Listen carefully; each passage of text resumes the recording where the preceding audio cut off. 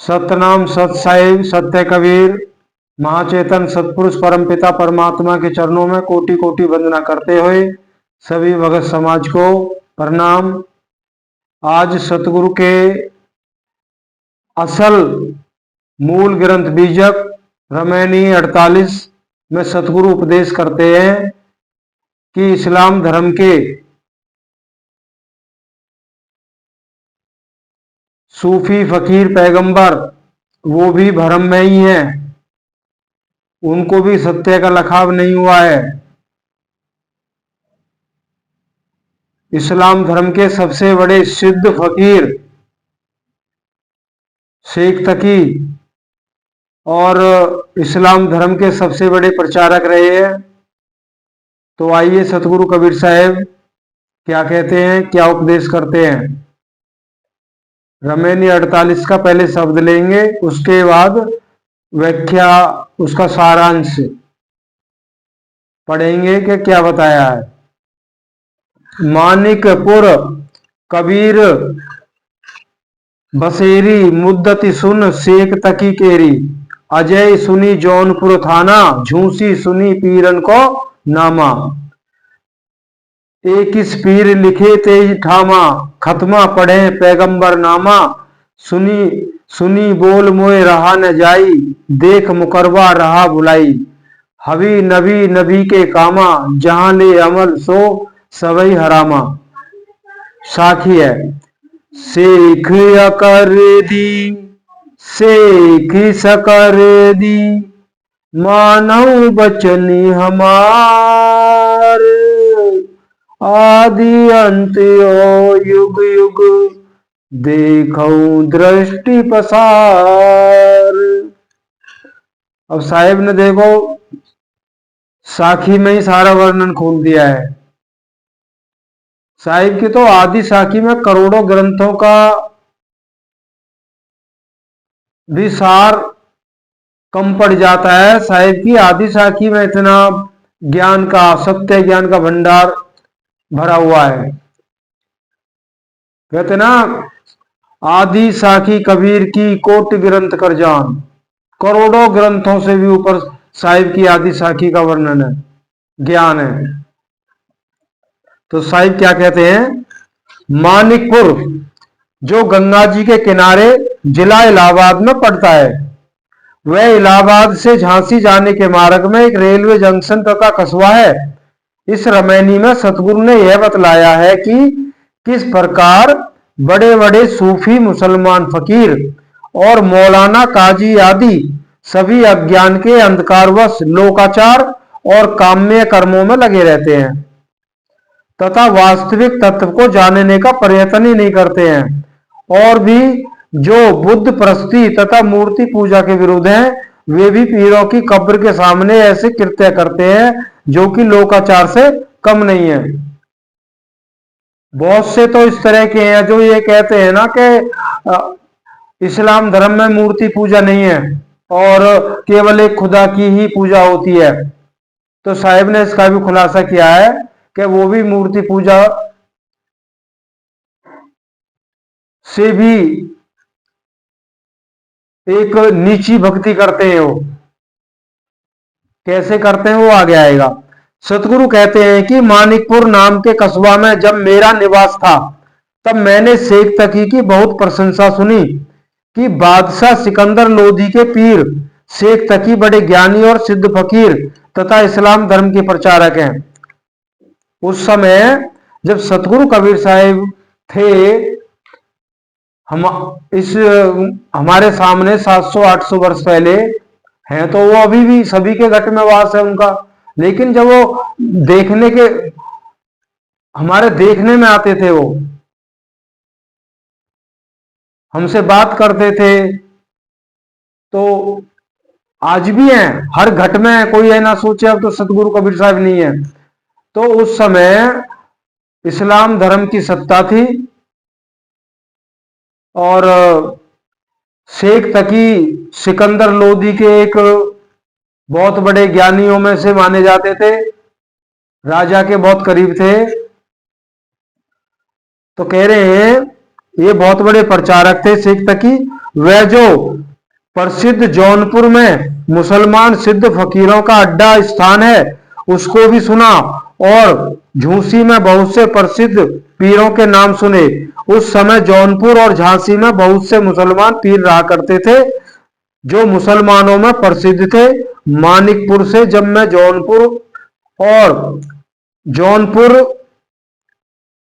और झूसी गया तब दोनों स्थानों में 21 पीरों के नाम लिए हुए थे। उस समय 21 ऐसे पीर पैगंबर थे जो नामी गिरामी थे।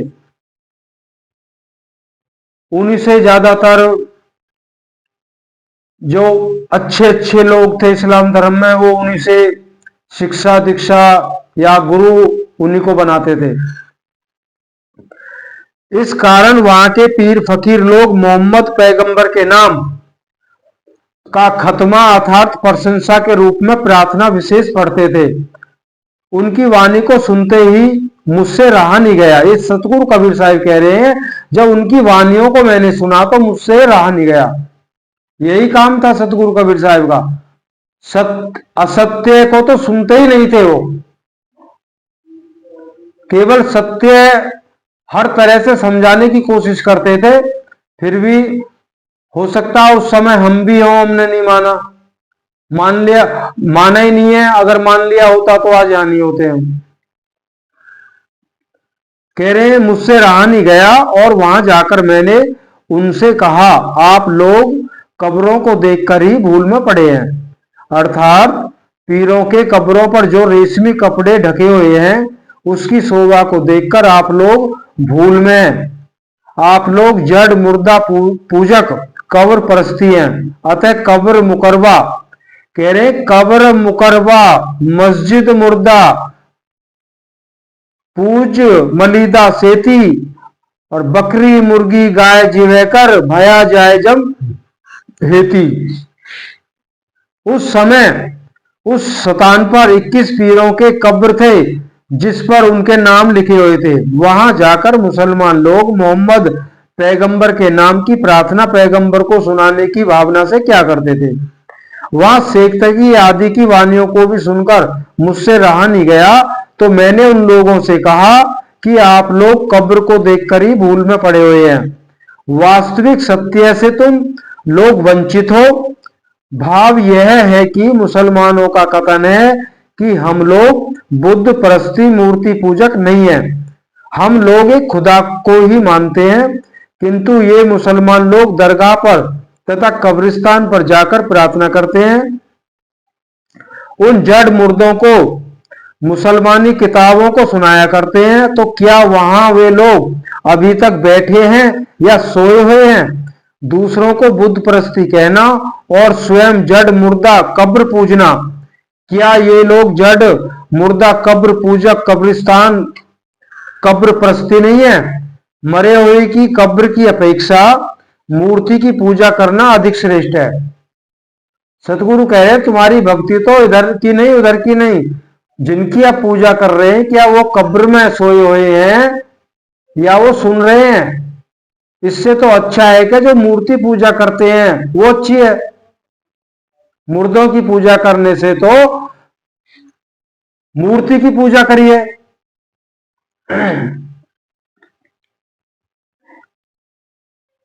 कह रहे मरे हुए की कब्र की अपेक्षा मूर्ति की पूजा करना अधिक श्रेष्ठ है। ये मुसलमान लोग जब हज करने मक्का में जाते हैं तो वहां लिंगाकार संगस्वाद नाम की मूर्ति है, उसका ये लोग चुंबन करते हैं। चुंबन से इनके सब गुनाह को वह मूर्ति चूस लेती है, ऐसी मान्यता है। खुदा के दूत और खुदा के दोस्त हजरत मोहम्मद साहब के जो कब्र की प्रार्थना करना तथा गाय वगैरह प्राणियों की कुर्बानी करना आदि काम है, और जहां तक उनके खुदा के मिलने का साधन है सो सब हराम है। कह रहे इनके जो भी खुदा से मिलने के जो भी कार्य हैं, सतगुरु कबीर साहब कह रहे हैं वो सब हराम है। अर्थात इसलिए सतगुरु कबीर साहब निडर थे, उन्होंने निर्भयता के साथ में ज्ञान दिया था। इसीलिए ये तो किताबों में वर्णन आता है, क्या उनको 52 कसनी दी गई, 52 बार जान से उनको मारा गया। लेकिन वो तो विदेह स्वरूप थे ना, पंच तत्व की उनकी देह तो थी नहीं, हमारे सबके सामने देखने मात्र थे, वो दिखाई देते थे, लेकिन 5 तत्वों का उनका शरीर नहीं था। तो कौन मार सकता था उनको? उन्होंने मुंह देख के बात नहीं की, कोई राजा है या रंक है, सबको वही सत्य लखाने की कोशिश की, और जिन्होंने उस समय माना उनका पार उतारा हो गया। कह रहे हैं आप लोग उस खुदा के मिलने के साधन हैं सो सब हराम है, अर्थात हजरत मोहम्मद के फरमाए हुए कुर्बानी आदि सभी रीति रिवाज घृणात्मक हिंसा मूलक होने से हराम है, अर्थात नापाक और अपवित्र हैं। सतगुरु कबीर साहब कहते हैं कि हे सेतकी, हे अकरदी और हे शेख अकरदी सकरदी, आप लोग हमारे वचनों को मानो और संसार के आदि से अंत तक तथा युग युग के व्यवहारों को दृष्टि फैलाकर देखो, और खुदा के मिलने के साधन गाय वगैरह प्राणियों की कुर्बानी तथा हिंदुओं पर अत्याचार और बलपूर्वक उनको मुसलमान बनाना एवं उनकी बहु बेटियों के सतीत्व धर्म को नष्ट करना आदि सब हराम कर्म है और अपवित्र है, पाप है। अतः इन सबको त्याग कर शुद्धि पूर्वक अहिंसा धर्म का पालन करो और सबको सबके साथ धर्म पूर्वक मैत्री भाव धारण कर बर्ताव करो, तभी सुख शांति पूर्वक संसार में मानव जीवन सफल हो सकता है, अन्यथा नहीं। तो इसमें तो सतगुरु कबीर साहब ने यही कहा है कि ये जो पहले इस्लाम धर्म में यही होता था, मुसलमान तो कोई थे ही नहीं, ये सब के सब हिंदू हैं, हिंदुओं के साथ जबरदस्ती करके ही उनको मुसलमान बनाया गया, और हिंदुओं की बहन बेटियों के सतीत्व को बलपूर्वक उनको लूटा गया, उनको अपवित्र बनाया गया, जबरदस्ती इस्लाम धर्म उनको कबूल करना पड़ा, इतना अत्याचार था। सतगुरु कबीर साहब ने जो इनकी पवित्र जो कुरान है, वो हजरत मोहम्मद साहिब उनके पैगंबर हैं, उन्होंने उसको लिखा है। तो उस समय का वृत्तांत भी सतगुरु कबीर साहब ने बहुत खोल के समझाया है कि खुदा तो उनको भी नहीं मिला जिस खुदा से मिलने की बात करते हैं, और जिन्होंने ये मंत्र वगैरह गाय की कुर्बानी वगैरह का सारा कुछ जो लिख दिया कुरान के अंदर, वो हजरत मोहम्मद साहिब, उन्होंने भी लाख कोशिश की लेकिन खुदा को वो भी नहीं पा सके।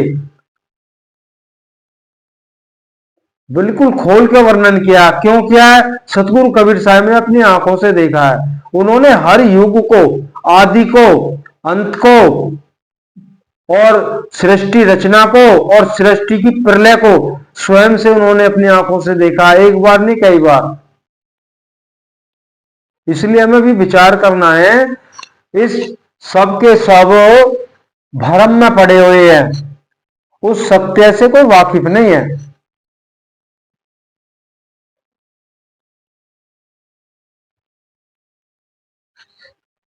सतगुरु कबीर साहिब का बीजक में ही उन्होंने रमैनी में ही बताया है, जहां असल सत्य बताया जाएगा उसे सुनने वाला कोई बिरला होगा।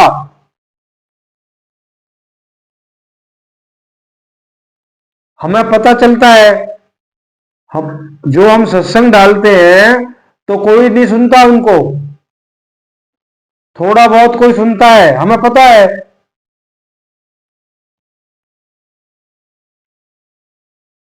पर जब शुरुआत की है तो बीजक को तो पूरा करना ही है, हमें इससे लेना देना नहीं है कोई सुने या ना सुने। अगर कोई एक भी सुन लेगा तो सतगुरु कबीर साहब ने, हमने तो यही सोचा, उन्होंने सेवा दी है, एक भी सुन लेगा तो हमें बहुत खुशी होगी। हमने पहले ही बोल दिया है, हमें लाइक की जरूरत नहीं है, डिसलाइक करते चले जाइए, किसी को शेयर करो या ना करो उसके लिए भी हम नहीं कहते। चैनल सब बहुत से कहते हैं, कई कई बार बोलते हैं चैनल को सब्सक्राइब करो भैया। अरे भैया जिसको अच्छा लगेगा वो आप कर लेगा। तो वो सब कहने का भाव यही होता है कि सबको पैसा चाहिए, चैनल के माध्यम से गुरु बन जाते हैं, शिष्यों के माध्यम से पैसा आता है। आप बारीकी से जाइए ना, सब यही तो हो रहा है। भंडारे के नाम पे वीडियो डालते हैं, चैनल के माध्यम से भी पैसा आता है, शिष्यों से पैसा आता है, नए नए ढंग अपनाए जाते हैं। जबकि गुरु बनाने तक और गुरु के द्वारा बताए गए उपदेश पर चलने तक, जब तक वो पूर्ण नहीं हो जाता और उस सत्य का लखाव हो जाता है, उस लखाव में रमन होना पड़ता है, और रमन होते होते होते उस परमात्मा में आत्मा का मिलन हो जाता है। तो सतलोक तक, यहां से लेके सतलोक तक एक पाई खर्च नहीं होती है। ये तो सब धंधे हैं।